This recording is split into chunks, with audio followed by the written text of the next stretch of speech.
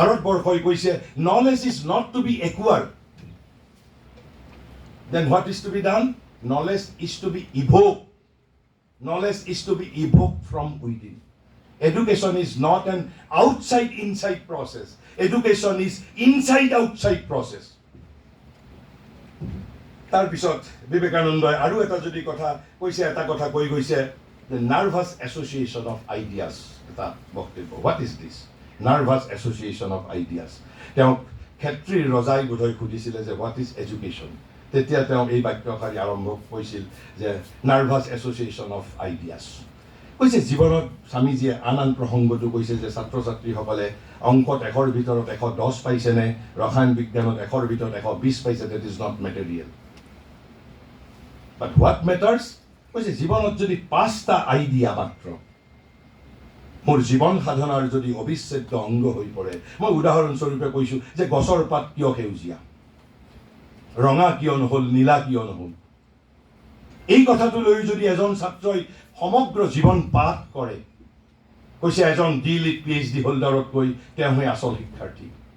আৰু সেই জীৱনৰ সেই অনুসন্ধানটো, জীৱনৰ গৱেষণাটো কি হ'ব লাগিব? Has to be part of his nervous system, একেবাৰে অবিচ্ছেদ্য অংগ হৈ পৰিব লাগিব। এই যে বিবেকানন্দই নাৰ্ভাছ এছ'চিয়েশ্যন অফ আইডিয়াছ, সেই আইডিয়াটো মইতো কওঁ বিবেকানন্দই 5টা কৈ গৈছিল, এটা আইডিয়াও আজিৰ যুগত যথেষ্ট।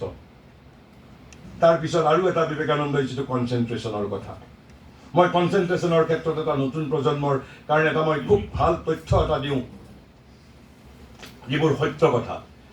বিবেকানন্দৰ মহাসমাধিৰ সম্ভৱতঃ এবছৰমান আগতে তেতিয়া পৃথিৱীত প্ৰথম এনচাইক্লোপিডিয়া প্ৰকাশিত হৈছিল, 10টা ভলিউম, আৰু বিবেকানন্দই 10টাই কিনি আনিছিল। এদিন এজন তেওঁৰ গুৰু ভাই বিয়লি সময়ত তেওঁৰ ৰুমত সোমাইছে, কোঠাত সোমাই দেখিলে সেই 10টা ভলিউম তেওঁৰ টেবুলত পৰি আছে, 10টা ভলিউম এনচাইক্লোপিডিয়াৰ বিশ্বকোষৰ। তেওঁ স্বগতোক্তি কৰিছে গুৰু ভাইজনে যে এইবোৰ পাগলৰ কাম, এই এটা জীৱনত কোনোবাই 10খন এনচাইক্লোপিডিয়াৰ কথা জানিব পাৰিব? It's not possible. এইবোৰ জানিবৰ কাৰণে, শিকিবৰ কাৰণে হাজাৰ হাজাৰ জনম লাগিব। বিবেকানন্দই শুনি আছিল, শুনি থাকি বিবেকানন্দই কৈছে, তুমি কি কৈছা, বহুত জনম লাগিব? মই ইতিমধ্যে 9টা ভলিউম পঢ়ি শেষ কৰিছোঁ, 10 নম্বৰটো মই এতিয়া পঢ়ি আছোঁ, এণ্ড ইউ কেন টেষ্ট মি। তুমি যিকোনো এটা পৃষ্ঠাৰ পৰা, মই কিহৰ বিষয়ে ক'বলৈ গৈছোঁ, পাৱাৰ অফ কনচেনট্ৰেশ্যন। কৈছে তুমি যিকোনো এটা পৃষ্ঠাৰ পৰা তুমি ভুলকৈ এষাৰ বাক্য কোৱা, and I will make it correct. আৰু গুৰু ভাইজনে যিকোনো এটা খণ্ডৰ পৰা, মাজৰ পৃষ্ঠাৰ পৰা ভুলকৈ এটা বাক্য পঢ়ি দিছে, এণ্ড বিবেকানন্দ কাৰেক্টেডি। আৰু সেয়া বিবেকানন্দই কৰিছে, মহাৰিষিয়েও কৰিছিল। তেওঁ যেতিয়া বৰোদাত চাকৰি কৰিছিল, ICS জইন কৰাৰ আগতে, ICSত চাকৰি জইন নকৰাৰ পিছত যেতিয়া তেওঁ বৰোদাৰ স্বাধীন ৰজাৰ তলত চাকৰি কৰিছিল, তেওঁ যেতিয়া কাৰ্যালয়ৰ পৰা আহিছিল, অলপ কাৰ্যালয়ৰ পৰা আহি চাহ খোৱাৰ আগতে, আৰু তেওঁৰ তাত কিতাপ বোলে তেতিয়া গৈছিল বাকচে বাকচে, আৰু তেওঁৰ লগৰীয়া যিসকল তাতে আছিল সহকৰ্মী, দেখিছিল যে তেওঁ কিতাপ এখন লয়, এনেকৈ কিতাপখন লৈ পেলাই 20 মিনিট 25 মিনিট কেৱল মাত্ৰ পাতবোৰ কেৱল মাত্ৰ লুটিয়াই, লগৰবোৰৰ সন্দেহ যে বোধহয় এওঁ কিতাপ নপঢ়ে, এনেই কেৱল মাত্ৰ লুটিয়াই থৈ দিয়ে। এবাৰ সেইকাৰণে তেনেকৈ কাৰ্যালয়ৰ পৰা অহাৰ পিছত পাত লুটিয়াইছে, আৰু তাৰপিছত তেওঁ হাত মুখ ধুই অহাৰ পিছত এজনে কিতাপ এখনৰ পৰা, এটা পৃষ্ঠাৰ পৰা অলপ ৰিড আউট কৰিছে, আৰু কৰোঁতে ইচ্ছাকৃতভাৱে ভুলকৈ পঢ়িছে, আৰু মহাৰিষিয়ে শুদ্ধ কৰি দিছে। আৰু এটা বিবেকানন্দৰ মোৰ মনত পৰিছে, নতুন প্ৰজন্মৰ কাৰণে এইবোৰ জানিবলগীয়া কথা, তেতিয়া বিদেশৰ কথা।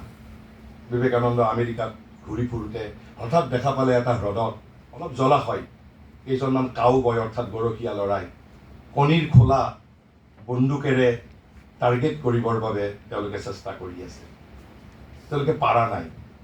স্বামীজী সেইফালেৰে গৈ আছিল, স্বামীজী তাতে ৰখিছে, ৰৈ ল'ৰাসকলৰ প্ৰতি অলপ হাঁহিছে।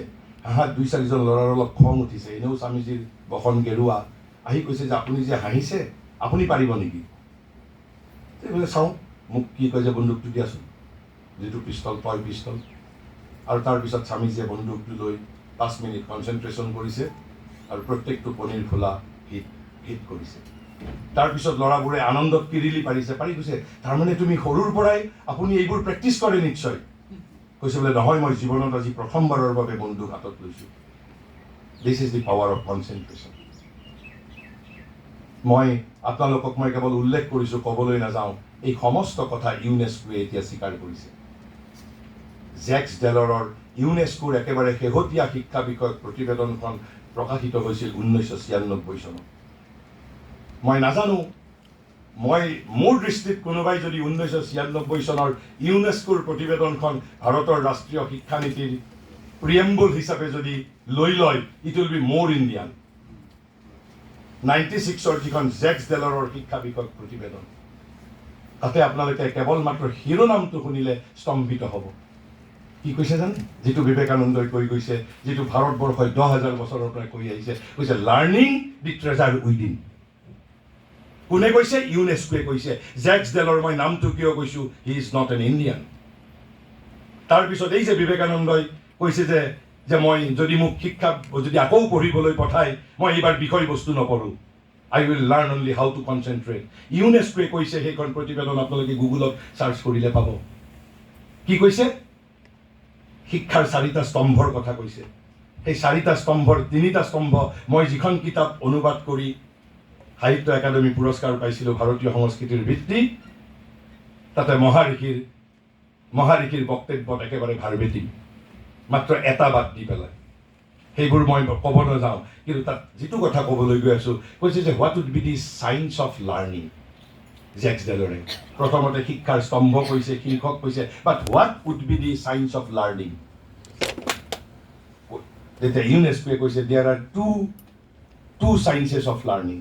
কৈছে one is by practice and the other one is, কৈছে science of learning is nothing but learning how to concentrate. গতিকে মই স্বামীজীৰ এইখিনি কথা ক'লোঁ। তাৰপিছত যদি স্বামীজীৰ আপোনালোকে পিছত মই মুখনি মাৰিবৰ বাবে ভাল হ'ব, কিয় কিৰিট যোশীয়ে শিক্ষা আৰু যোগক একে বুলি কৈছে, আৰু যোগৰ লক্ষ্য কি বুলি কৈছিল? যে চেল্ফ পাৰফেকশ্যন। এতিয়া স্বামীজীৰ যিটো একেবাৰে শিক্ষা বিষয়ক বিখ্যাত উক্তি, ওৱান লাইনাৰ বিখ্যাত উক্তি, education, how he has define education. স্বামীজীয়ে কৈছে education is the manifestation, not acquiring of knowledge.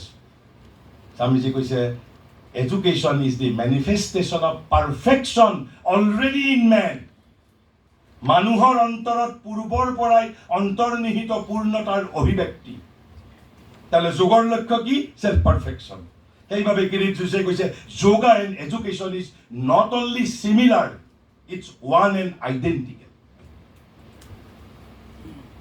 মই এতিয়া আহিছোঁ যিটো একেবাৰে ভাৰতীয় শিক্ষা বিজ্ঞানৰ, তাৰপিছত মই মহাৰিষিৰ বক্তব্যখিনি ক'ম, যে ভাৰতীয় শিক্ষা বিজ্ঞানৰ যিটো বেচিক ফাউণ্ডেশ্যন,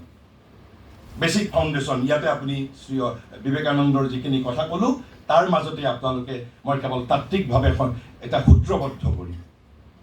যিখিনি ইতিমধ্যেই যিখিনি কথা ক'ম তাত্ত্বিক কথাখিনি, তাৰে এটা অংশ বাদ দি বাকীখিনি ইতিমধ্যে কোৱা হৈছে। কৈছে যে প্ৰত্যেক সজীৱ আৰু মননশীল সত্তাৰ হৃদয়ত, আপোনালোকে মন কৰিব, মই দুটা শব্দ কৈছোঁ, সজীৱ আৰু মননশীল সত্তা। তাৰমানে definitely I am not referring to animal, I am referring to homo sapiens, humanity, human being.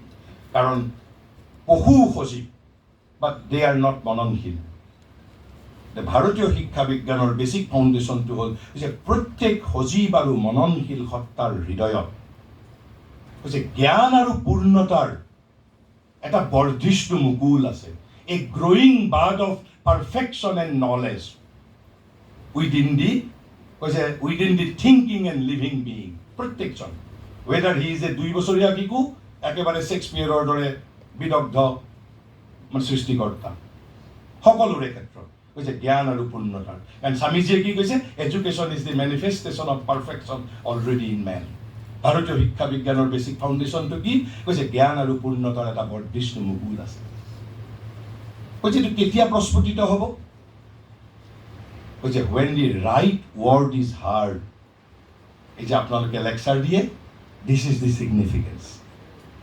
You are not teaching, জ্ঞান আৰু পূৰ্ণতা ভিতৰত আছে, কিন্তু সেই জ্ঞান আৰু পূৰ্ণতাৰ যিটো বৰ্ধিষ্ণু মুকুল, সেই মুকুলটো বিকশিত হ'বৰ বাবে কৈছে when the right word is heard, শব্দটো কিন্তু ৰাইট ৱৰ্ড বুলি কৈছে, যথাৰ্থ শব্দ। সংস্কৃত ভাষাৰ যিটো গুৰুত্ব, প্ৰনাউন্সিয়েশ্যন, উচ্চাৰণ, তাৰ স্পন্দন, তাৰ ধ্বনি, তাৰ উচ্চাৰণ, সংস্কৃত ভাষাই কিয় গুৰুত্ব দিছে যিটো পৃথিৱীৰ আন ভাষাই গুৰুত্ব দিয়া নাই? কাৰণ ভিতৰৰ মুকুলটো, বৰ্ধিষ্ণু মুকুলটো বিকশিত কৰিব লাগিব। From word from outward. বাহিৰৰ এটা শিক্ষকে শব্দ এটা উচ্চাৰণ কৰিব, সেই শব্দৰ দ্বাৰা ভিতৰৰ বৰ্ধিষ্ণু মুকুলটো বিকশিত হ'ব লাগিব।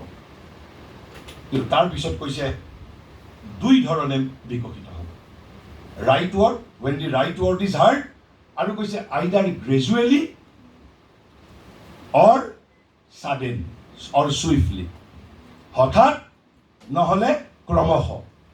ক্ৰমশ বাৰু আমি বুজি পালোঁ, কাৰণ আমাৰ এই মুকুলটো ক্ৰমশই আমাৰ দৰে ফৰ পিপুল, ফৰ ইণ্ডিভিজুৱেল, আমাৰ দৰে যিসকল ইভলিউশ্যনাৰী বিয়িং আছোঁ, আমাৰ বাবে ক্ৰমশ মুকুলিত হ'ব, লাইফ আফটাৰ লাইফ, ইয়াৰ আফটাৰ ইয়াৰ। কিন্তু ইয়াত ভাৰতীয় শিক্ষা বিজ্ঞানে ক'লে হঠাৎ মুকলিত হয়। কাৰোবাৰ হঠাৎ হোৱা জানো উদাহৰণ আছে? ইনষ্টেণ্টলি? বহু উদাহৰণ আছে পৃথিৱীত, ইনষ্টেণ্টলি একেবাৰে। মই মাত্ৰ এটা গ্লাৰিং এক্সাম্পল আপোনালোকৰ আগত দিম, আৰু সেইজনৰ বিষয়ে আপোনালোক সকলোৱে জানে। হি ৱাজ এ ফুল। ইমান মূৰ্খ আছিল যে গছত উঠি তেওঁ গুৰি কাটিছিল, ইমান মূৰ্খ আছিল। And he was made instantly knowledgeable, and he was none other than Kalidas. আৰু এইবোৰ কোনো ৰূপকথাৰ কাহিনী নহয়, it's part of our history, living history. He was a fool. গতিকে এই যে ভাৰতীয় শিক্ষা বিজ্ঞানৰ যিটো বেছিক তত্ত্ব, আৰু এনেধৰণৰ আমি নাজানা বহু ব্যক্তি আছে যে সাধাৰণ প্ৰক্ৰিয়াটো হ'ল ক্ৰমশ। কিন্তু কালিদাস কাৰ দ্বাৰা হৈছিল? দেৱীৰ কৃপাত, ইণ্টাৰভেনশ্যন অফ ডিভাইন ফ'ৰ্চ। সেয়া হ'ল grace. Divine grace is always discretionary, always divine grace is nepotism, স্বজন প্ৰীতি। ভগৱানৰ সেয়া স্বজন প্ৰীতি। কাক ভগৱানে স্বজন প্ৰীতি কৰিব? It is his discretion, because he is সৰ্বলোক মহেশ্বৰ। শ্ৰীকৃষ্ণই কৈছে I will not care anybody, I am সৰ্বলোক মহেশ্বৰ। তাক মই কৃপা কৰিম, it is my discretion. Who will be working for me, মই তেওঁক গ্ৰেছ দিম। চিধা কথা, একেবাৰে লেনদেন। গীতাই স্পষ্ট কৈছে, গীতাই অৰ্জুনক কৈছে কিয়? তোমাক মই বিশেষ জ্ঞান দিছোঁ, কাৰণ তুমি মোৰ প্ৰিয়। আমি যেনেকে ইয়াত দুজনকৈ ৰাজনৈতিক নেতা আছে, আমি যেনেকৈ বিষয়া ৰাজনৈতিক নেতাৰ ঘনিষ্ঠ হ'বলৈ যত্ন কৰোঁ, ঘনিষ্ঠ হ'লে আমি তেওঁলোকৰ কৃপা দৃষ্টি পাম, একেই ফৰ্মুলা। ভগৱানৰ প্ৰতি আপোনালোক যিমান ভক্ত হ'ব, আৰু ভগৱানে Gita is the divine's biography almost. মই ক'বলৈ গ'লে গীতাই ভগৱানৰ আত্মজীৱনী। গীতাত ভগৱানে নিজৰ কথা একেবাৰে উন্মুক্তভাৱে কৈছে। গতিকে কালিদাস দেৱীৰ কৃপাত আমি বুদ্ধিজীৱীয়ে কমপ্লেইন কৰাৰ দৰে কমপ্লেইন কৰিলে লাভ নাই। ভগৱানে কাক কৃপা কৰিব? It is his discretion. আমি তাৰ বাবে যোগ্য ইনষ্ট্ৰুমেণ্ট হ'ব লাগিব। তেনেহ'লে এয়াও ভাৰতীয় শিক্ষা বিজ্ঞানৰ বেছিক কথা নহয়, ইয়াৰ মাজত আৰু এটা কথা আছে। আমি প্ৰথমতে ক'লোঁ কি? Word from outward. এই যে কিয় শ্ৰী বিবেকানন্দই কৈছিল teacher spoils everything by thinking he is teaching. কৈছে শব্দও দুই ধৰণে শ্ৰৱণ হ'ব পাৰে, শ্ৰুতিগোচৰ। এটা হ'ল বাহিৰৰ পৰা, from the outside teacher, from the external guru, and or from within, from the inmost guru, from hour ইনমোষ্ট গুৰু। দুই ধৰণে মই সেই শব্দ শুনিব পাৰোঁ। বাহিৰৰ গুৰুৰ পৰা শব্দ শুনিব পাৰোঁ, নহ'লে মোৰ ভিতৰৰ গুৰুৰ পৰা। ভাৰতীয় শিক্ষা বিজ্ঞানে আৰু এটা কথা কৈছে, এই যে বিবেকানন্দই যিটো কথা ক'লে, আচলতে এইটো এটা মহাভাৰতৰ শ্লোক আছে। মহাভাৰতৰ শ্লোকত যেতিয়া যুদ্ধ আৰম্ভ হৈছে, ধৃতৰাষ্ট্ৰ খুব জ্ঞান পিপাসু আছিল। তেওঁ তেতিয়া কোনটো শ্লোকৰ সংখ্যাটো, কোনোবা এটা অধ্যায়ৰ 46 নম্বৰ শ্লোক কৈছে যে যিকোনো বিদ্যাত সফল হ'বৰ বাবে, যিকোনো সাধনা, ৱেডাৰ স্পিৰিচুৱেল অৰ মুণ্ডেন, আমাক 4টা বস্তুৰ প্ৰয়োজন। সহায় চতুষ্টয়। আৰু মহাঋষিয়েতো তেওঁৰ চিন্থেচিছ অফ যোগত এই মহাভাৰতৰ এই সাধাৰণ শ্লোকটোকেই এটা বিশাল অধ্যায়লৈ ৰূপান্তৰিত কৰি দিছে। বিশাল অধ্যায় 4H বুলি পেলাই। দৰাচলতে এইটো মহাভাৰতত আছে। কৈছে 4টা আমাক সহায় লাগিব। কি? প্ৰথমটো কৈছে শাস্ত্ৰ। বাট হোৱাট ইজ শাস্ত্ৰ? কৈছে শাস্ত্ৰ ইজ দি প্ৰচিডিউৰ্ছ প্ৰিন্সিপলছ যোনে মোৰ ৰিয়েলাইজেশ্যনটো নিয়ন্ত্ৰিত কৰে। 1 নম্বৰ সাধন হ'ল শাস্ত্ৰ। 2 নম্বৰ কি বুলি কৈছে? গুৰু। আকৌ গুৰু মানে কৈছে কোন? আচল গুৰুজন কোন? কৈছে আচল গুৰুজন আমাৰ অন্তৰ্যামী। পৃথিৱীৰ 750 কোটি মানুহৰ কাৰণে, সকলো ভাষাৰ কাৰণে আচল গুৰু এজনেই। কেমিষ্ট্ৰি, ফিজিক্স, মেথমেটিক্স, বায়'লজি, নৃতত্ব এজনেই গুৰু। আৰু সুপ্ৰিম শাস্ত্ৰখন ক'ত আছে? আমাৰ ভিতৰত আছে। আৰু এটা 3 নম্বৰ সহায় কি কৈছে? কাল। কাল বুলি কৈছে। কাল is not in our hand. কেতিয়া কালে নিজে ঠিক কৰিব।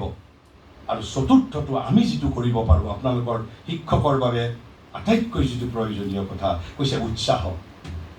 আৰু মহাৰিষিয়ে এই 4টা শব্দ ভাৰতীয় শব্দ ইংৰাজী কিতাপত ব্যৱহাৰ কৰিছে। শাস্ত্ৰ, গুৰু, উৎসাহ এণ্ড কাল। আমি যদি ছাত্ৰৰ ক্ষেত্ৰত কিবা কৰিব পাৰোঁ, উৎসাহ। তেওঁক কোনে শিকাব? ভিতৰৰ গুৰুৱে শিকাব। বাহ্য গুৰু কি হ'ব লাগিব? ভিতৰৰ গুৰুৰ প্ৰতিভূ লাগিব হ'ব। সেইবাবে শিক্ষকসকলক এতিয়া কি কোৱা হয়? He is facilitator. He is to facilitate. মই শিক্ষা বিজ্ঞানৰ বিষয়ে ক'ব নাযাওঁ, বিবেকানন্দই কি কৈ গৈছে তাত একেবাৰে পুংখানুপুংখভাৱে কৈ গৈছে। শিক্ষকৰ দায়িত্বটো কি আচলতে, তেওঁ এইবোৰ কথা কৈ কিয় কৈছে, মই কেৱল তত্ত্বটো কৈছোঁ। গতিকে আমি 2 ধৰণে মুকলিত হ'ব পাৰে। এটা হ'ল ক্ৰমশ, এটা হ'ল হঠাৎ। 2 ধৰণে শব্দটো শ্ৰুতিগোচৰ পাৰে হ'ব। হয় বাহ্য শব্দ, word from out external Guru, or from মাই ইনমোষ্ট গুৰু। বাট শ্ৰৱণ is only 1 part of 3 parts. এই যে মই এতিয়া যিটো কথা কৈ আছোঁ, আপোনালোকে যিটো মই প্ৰথমতে যিটো অভিযুক্ত কৰিছিলোঁ, আপোনালোকে নিজৰ ডিফেণ্ড দিব পাৰিব। কৈছে মেয়াৰ শ্ৰৱণ ইজ নাথিং। অকল শ্ৰৱণ হ'লেই বৰ্ধিষ্ণু মুকুলি বিকশিত নহ'ব। কৈছে shravan has to be followed by manan, and manan has to be again followed by nididhyasan. নিধিধ্যাসন মানে কি? Deep meditation. Why yoga and education is one and identical. এতিয়া আপোনালোকে ক'ব পাৰিব যে শ্ৰৱণ ইজ পাৰফেক্ট। শ্ৰৱণৰ ক্ষেত্ৰত মোৰ বিদ্যাৰ্থীৰ কাৰো কোনো সমস্যা নাই। বাট মনন আৰু নিধিধ্যাসনৰ ক্ষেত্ৰত পাৰ্থক্যটো হয়, যিটো আমাৰ শিক্ষা ব্যৱস্থা ইজ নট এড্ৰেছিং। মনন আৰু নিধিধ্যাসনৰ লগত উই ডোণ্ট হেভ এনি ৰিলেশ্যন। এতিয়া মই একেবাৰে শেষত শ্ৰী অৰবিন্দৰ মই দুটা কেৱল মাত্ৰ তেওঁৰ শিক্ষা বিষয়ৰ সূত্ৰ, and what a comprehensive definition. মই ভাবোঁ এই যিখিনি কথা আমি আলোচনা কৰিলোঁ তাৰ মাজত গোটেইখিনিৰ কথাৰ আপোনালোকে সন্ধান পাব। আনকি যিটো মই ব্ৰেইন অফ ইণ্ডিয়াত তেওঁ যিটো প্ৰশ্ন কৰিছিল যে what was the secret behind that gigantic intellectuality, super human moral power, Shri অৰবিন্দৰ বিবেকানন্দতকৈ তেওঁ অলপ পানীয়াতে ক'ৰবাত একে কথাই কৈছে, অলপ পানীয়াত তেওঁ পাৰ্থক্য কৰি গৈছে। বিবেকানন্দই যি ধৰণে কৈছে information is not education, Shri Aurobindo has not rejected the role of information altogether. কৈছে যে ইনফৰমেশ্যন মে বি ৰিকুৱাৰ্ড, কিন্তু তেওঁ তাতে এটা কথা কৈছে যে but the acquiring of various kinds of information is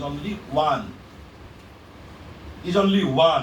he has not rejected altogether. সেইকাৰণে আমি কৈছিলোঁ যে mastery of our subject these are part of education but not the whole of education. কৈছে but the acquiring of various kinds of information is only one and not the chief of the means and necessities of education. কৈছে এইটো chief মিনছো নহয়, প্ৰধান উপায়ো নহয় একুৱাৰিং of information, আৰু কৈছে শিক্ষাৰ আৱশ্যকতাও নহয় ইনফৰমেশ্যন একুৱাৰ কৰাটো। তেনেহ'লে what is the chief aim and necessities? কৈছে ইটছ চেণ্ট্ৰেল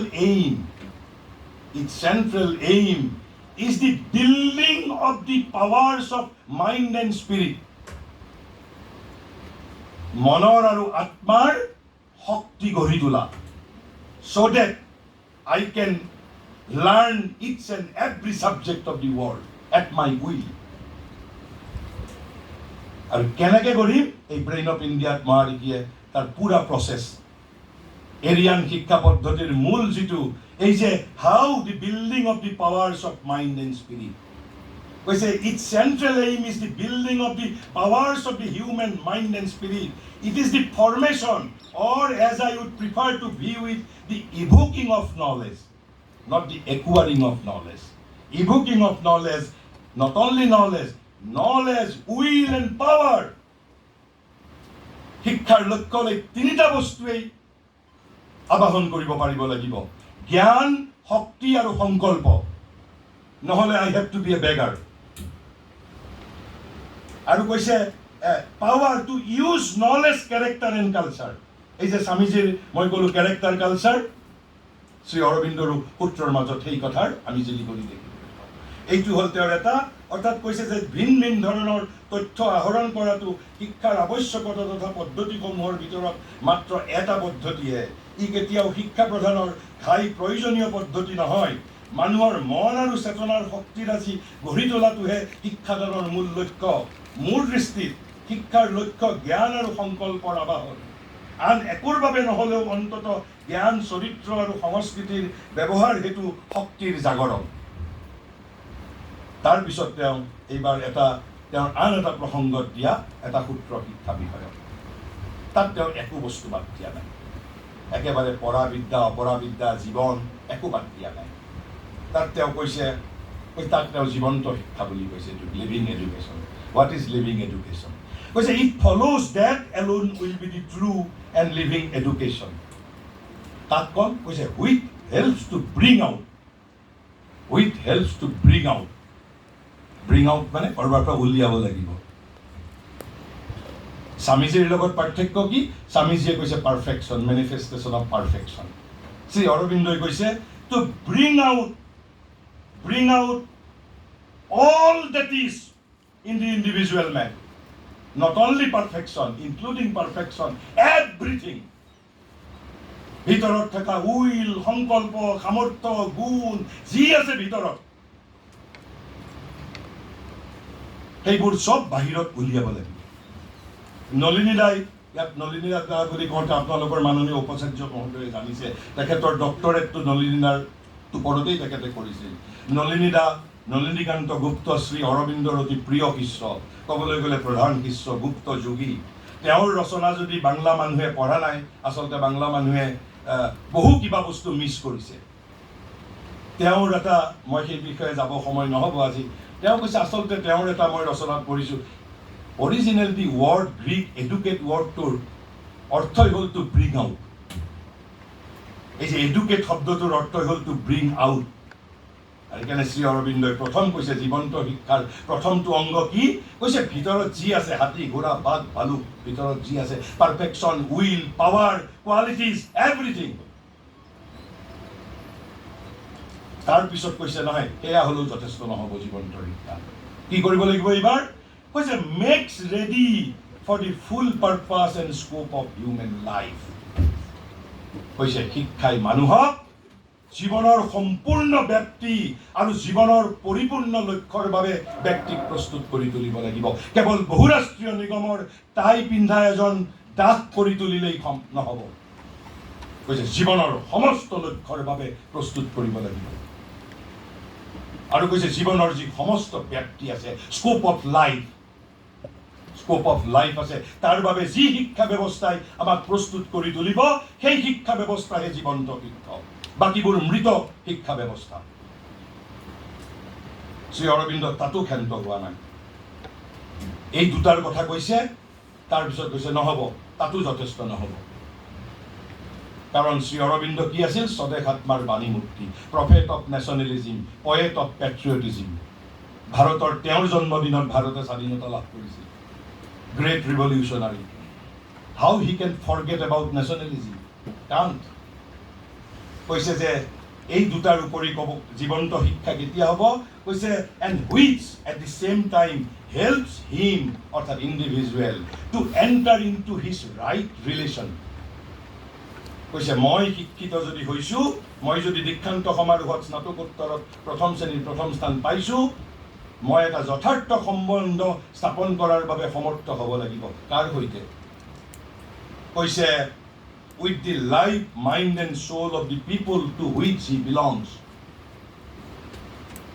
অৰ্থাৎ মই যিখন পিপল বুলি কওঁতে যে কৈছে টু হুইচ হি বিলং, পিপল মানে হ'ল জাতি, সমাজ, যি জনসমষ্টিৰ মই অংগ, সেই জনসমষ্টিৰ অৰ্থাৎ কালেক্টিভ চ'ল, কালেক্টিভ মাইণ্ড, কৈছে যে সেই life mind and soul of people, সেই জনসমষ্টিৰ সৈতে, অৰ্থাৎ যিটো জাতীয়তাবাদৰ কথা, যিটো আমি কওঁ জাতীয়তাৰ কথা। জাতীয়তাবাদ বুলি ক'লে বৰ সংকীৰ্ণ হৈ যায়, স্বাদেশিকতা বুলি ক'লে বেছি ভাল, বা জাতীয়তা বুলি ক'লে বেছি ভাল, বাদ বুলি ক'লে ইট বিকামছ এ ডগমা।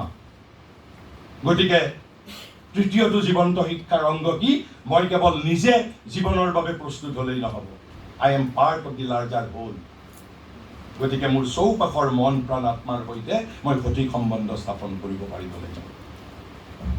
তাতো শেষ কৰা নাই, এইবাৰ কৈছে সমগ্ৰ পৃথিৱীৰ, সমগ্ৰ হিউমেনিটিৰ শৰীৰ মন আত্মাৰ সৈতে মই সঠিক সম্বন্ধ স্থাপন কৰিব পাৰিব লাগিব। What is the argument? কৈছে মোৰ জাতি is an indivisible part of humanity, and I myself also an indivisible part of the humanity. গতিকে তেওঁ একেবাৰে জীৱনৰ লক্ষ্যৰ পৰা, ভিতৰৰ জ্ঞান পূৰ্ণতা সংকল্পৰ পৰা, জাতীয়তাবাদৰ পৰা বিশ্বজনীনতালৈকে কৈছে জীৱন্ত শিক্ষাই এই সকলোবোৰৰে দায়িত্ব স্বীকাৰ কৰিব লাগিব। আৰু কৈছে যিটো মূল কথাটো হ'ল এই যে ক'লে the building of the powers of human mind and spirit, এই ব্ৰেইন অফ ইণ্ডিয়াত সেই কথাই লেখা আছে। Building of the powers of mind and spirit আৰ্যসকলে জানিছিল কেনেকৈ সেইটোক বিল্ডিং কৰিব লাগে। মই সেই বিষয়ে আজি ক'বলৈ নাযাওঁ। এতিয়া মই শেষ কৰিম একেবাৰে শেষত, যেনেকৈ আধুনিক শিক্ষা ব্যৱস্থাৰ তিনিটা অংগ আছে। আপোনালোকে আজি ইয়াত উপাচাৰ্য মহোদয়ে নতুন শিক্ষানীতিৰ পৰিপ্ৰেক্ষিতত কৈছে ইণ্ডিয়ান নলেজ ছিষ্টেমৰ কথা কৈছে। যদি আপোনালোক বিদেশলৈ যায় আপোনালোকক যদি সোধে what is Indian knowledge system? Could you define in 3 lines? What is Indian knowledge system? ভাৰতীয় জ্ঞান প্ৰণালী যোৱা 1 দশকৰ পৰা ভাৰতবৰ্ষত এটা বহু চৰ্চিত বাগধাৰা। কিন্তু যদি আমাক কোনোবাই সোধে ভাৰতীয় শিক্ষা প্ৰণালী মানে বা ভাৰতীয় শিক্ষা ব্যৱস্থা বুলি ক'লে একেবাৰে এই ভুৰুকাত হাতী ভৰাই যদি দিব লাগে, আমি কেনেকৈ ক'ম? যেনেকৈ আধুনিক শিক্ষা ব্যৱস্থাৰ 3টা অংগ, ভাৰতীয় শিক্ষা ব্যৱস্থাৰো 3টা অংগ আছে। আৰু আপোনালোকে লক্ষ্য কৰিব সেই 3টা বস্তুৰ মাজত ভাৰতৰ শিক্ষা দৃষ্টিয়ে একো বাদ দিয়া নাছিল।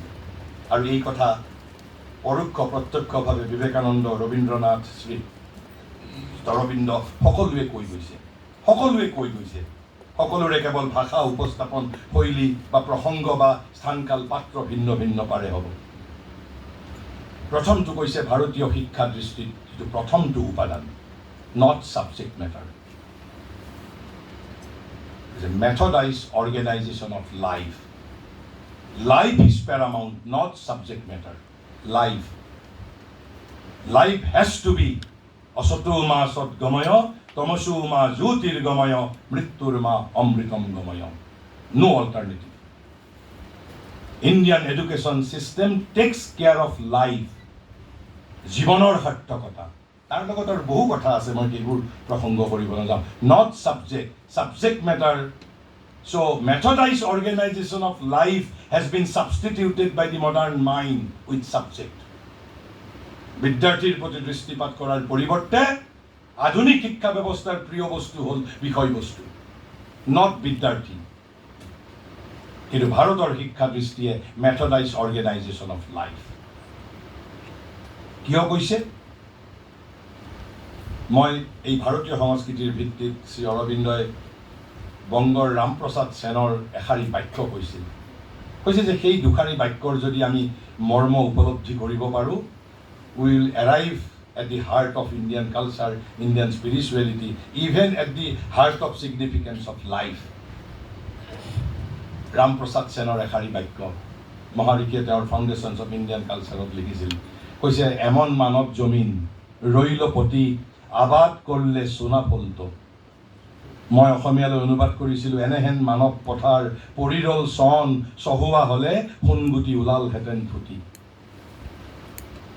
মহাদেশীয়ে বেলেগ এটা প্ৰসংগত কৈছে, আজি মানুহে মঙলত চাং পাতাৰ অলিক কল্পনা কৰিছে। মোৰ শুভেচ্ছা আছে বিজ্ঞানীসকলৰ প্ৰতি। কিন্তু মহাদেশী আজিৰ পৰা 100 বছৰ আগত কৈ গৈছে, পৃথিৱীৰ মানুহে এতিয়াও 6টা বস্তু হাসিল কৰিব পৰা নাই। হয়তো মানৱতাই চন্দ্ৰ, সূৰ্য, মংগল, বৃহস্পতি ক'ত ক'ত নিজৰ উপনিৱেশ স্থাপন কৰিব বিচাৰিছে মানুহে, মোৰ শুভেচ্ছা আছে। কিন্তু তথাপিতো মানুহে 6টা বস্তু এতিয়াও হাসিল কৰিব পৰা নাই বুলি কৈছে পৃথিৱীৰ মানুহে, বিজ্ঞান মনস্ক মানুহে, যুক্তিনিষ্ঠ মানুহে, বস্তুনিষ্ঠ মানুহে। কি বস্তু কৈছে? প্ৰথমটো কৈছে জ্ঞান, দ্বিতীয়টো কৈছে একতা। একতাৰ পৰিৱৰ্তে কি জানিছোঁ আমি? We have learned only how to be associated but not the unity. তাৰপিছত কৈছে আনন্দ, তাৰপিছত কৈছে শক্তি, তাৰপিছত কৈছে প্ৰেম। কৈছে প্ৰেম পৃথিৱীৰ মানুহে এতিয়াও হাসিল কৰিব পৰা নাই, শক্তি অৰ্জন কৰিব পৰা নাই, জ্ঞান লাভ কৰিব পৰা নাই, একতা লাভ কৰা নাই। একতা, জ্ঞান, প্ৰেম, শক্তি আৰু আনন্দ, মই 5টাৰ কথা ক'লোঁ। আৰু 6 নম্বৰটো কৈছে পৃথিৱীৰ মানুহে এতিয়াও জীৱন হাসিল কৰিব পৰা নাই। জীৱনৰ পৰিৱৰ্তে কি হাসিল কৰিছে? জন্ম, বৃদ্ধি আৰু মৃত্যু। কৈছে লাইফ, গ্ৰোথ এণ্ড ডেথ। কিন্তু ভাৰতবৰ্ষই কৈছে no, we will not accept death. Life has to be অসতো মা সদ্গময় তমসো মা জ্যোতিৰ্গময় মৃত্যুৰ মা অমৃতম গময়। শ্ৰী অৰবিন্দই কৈছে whether I die or live, I am always. ভাৰতে মৃত্যুক স্বীকাৰ কৰা নাই। কৈছে we will not die, we will not accept death. Life is a continuous process. Whether I die or live, I am always বুলি কৈছে মহাদেশীয়ে। So it's a continuous process. Life has to be no alternative. Asato ma sadgamaya, tamaso ma jyotirgamaya, mrittur ma amritam gamaya. This is the first element of Indian knowledge system. Second, not subject. Second element is a vast and astonishing fund of integral knowledge. The word used is integral. It's not one-sided. এই যে বিবেকানন্দই কৈছিল grand unification, উপনিষদে যে কৈছে পৰা অপৰা বিদ্যা, integral knowledge. যদি নলেজ ইণ্টিগ্ৰেল হ'ব লাগে, অখণ্ড হ'ব লাগে, কৈছে নলেজ হেজ টু বি অখণ্ড, knowledge has to be integral. Integral knowledge, integral knowledge is consisting of 2 parts, পৰাবিদ্যা, অপৰাবিদ্যা। কেনেকৈ বুজিব পাৰোঁ আমি পৰাবিদ্যা, অপৰাবিদ্যা? অপৰা শব্দটো সংস্কৃতত অৰ্থ হ'ল লোৱাৰ, পৰা মানে হ'ল হায়াৰ। কিন্তু ইয়াত লোৱাৰত অপৰা আৰু ঠিক লোৱাৰ আৰু নিম্নতৰ উচ্চতৰ কথা কোৱা নাই। পৰাবিদ্যাত কৈছে, আৰু গীতাত সেই কথা কি বুলি কৈছে? ক্ষেত্ৰ আৰু ক্ষেত্ৰজ্ঞ বুলি কৈছে, ক্ষেত্ৰ আৰু ক্ষেত্ৰজ্ঞ বুলি কৈছে। পৰাবিদ্যা হ'ল science of consciousness, and what is অপৰাবিদ্যা? Science of matter. আমি তেনেকৈ বুজিব পাৰোঁ। চায়েন্স অফ মেটাৰ, অপৰাবিদ্যা, science of consciousness is the paravidya. Both are required. Grand unification theory. সেইভাবে বিবেকানন্দই কি কৈছিল? Science and spirituality both are required. অন্তৰ জগত, বহিৰ জগত। Integral knowledge. আকৌ আমি আৰু এক ধৰণে ক'ব পাৰোঁ, পৰাবিদ্যা হ'ল science of soul, অপৰাবিদ্যা হ'ল science of matter. আৰু বেলেগ ধৰণে ক'ব পাৰোঁ, অপৰাবিদ্যা মানে এই যে আমি পঢ়ি আছোঁ, chemistry, physics, mathematics, biology, political science, economics, mathematics, these are all অপৰাবিদ্যা। India has not rejected. So India's system is not one-sided, but it's integral approach, integral knowledge. আৰু যদি একেবাৰে যদি আমি আৰু এই ইণ্টিগ্ৰেল নলেজটো যদি আমাক সোধে, আমি 3টা কথা ক'লে স্পষ্ট। এটা শব্দ মই নকওঁ ডেলিভাৰিটলি, আধুনিক মানুহে ভগৱানৰ কথা ক'লে খুব বিক্ষুব্ধ হয়। আৰু মহাৰিকে তেওঁৰ এছেছ অফ দি গীতা কিতাপখনত প্ৰথমতে লিখিছে, আধুনিক মানুহে 2টা বস্তু কৈছে, from their practical motive power has exile বুলি কৈছে, নিৰ্বাসিত কৰিছে আধুনিক মানুহে। এই প্ৰগতিবাদী বিজ্ঞান মনস্ক যুক্তিনিষ্ঠ বস্তুনিষ্ঠ মানুহে কি 2টা বস্তু? মই কালি ফেচবুকত এজন অসমৰ প্ৰথিতযথা এজন সাহিত্যিকে এটা ফেচবুকত পোষ্ট দিছিল। মই সেইবোৰত সাধাৰণতে প্ৰতিক্ৰিয়া প্ৰকাশ নকৰোঁ। কৈছে যে বৰ্তমান যিটো যুৱ বিশৃংখলতা বিভিন্ন জেগাত এই যে দুৰ্ঘটনাবোৰ হৈছে মাদক দ্ৰব্য সেৱন কৰি ইত্যাদি কৈছে তেওঁ আওপকীয়াকৈ আধ্যাত্মিকতাৰ প্ৰয়োজনীয়তা এটা স্বীকাৰ কৰিছে বা তেওঁক আধ্যাত্মিকতাটো কেনে লাগে আধ্যাত্মিকতা spirituality without spirit spirituality without god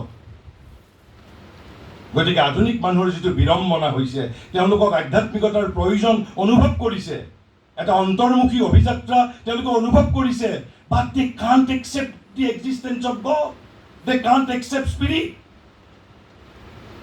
আৰু সেইবাবে শ্ৰী অৰবিন্দই 100 বছৰ আগত তেওঁৰ এছেছ অফ দি গীতাত কৈছে মডাৰ্ণ মাইণ্ড হেজ এক্সাইল বুলি কৈছে কি এক্সাইল কৈছে টু ইম্পৰ্টেণ্ট থিংছ কি ইম্পৰ্টেণ্ট থিংছ কৈছে এটা কৈছে গড অৰ ইনফাইনাইট ভগৱান অথবা অনন্ত 1 নম্বৰ এই বস্তু আধুনিক মানুহে from their practical motive power বুলি কৈছে এণ্ড নম্বৰ 2 কৈছে spirituality or the god state ভগৱত অৱস্থা অথবা আধ্যাত্মিকতা whereas শ্ৰী অৰবিন্দই কৈছে these two are the master conception of the Gita আধুনিক বহু মানুহক গীতাৰ প্ৰয়োজন but without these two things Shri অৰবিন্দই কৈছে এই দুটা বস্তু বাদ দি যদি মই গীতা অধ্যয়ন কৰিবলৈ যাওঁ তাৰ কোনো অৰ্থ নাই গতিকে মই ভগৱানৰ কথাটো উল্লেখ নকৰাকৈ ইণ্টিগ্ৰেল নলেজত মই তিনিটা অংগ আমাৰ ছাত্ৰ ছাত্ৰীসকল আছে যদি কোনোবাই আমাক সোধে knowledge of the self, knowledge of the world, and knowledge of the ultimate reality, ultimate truth.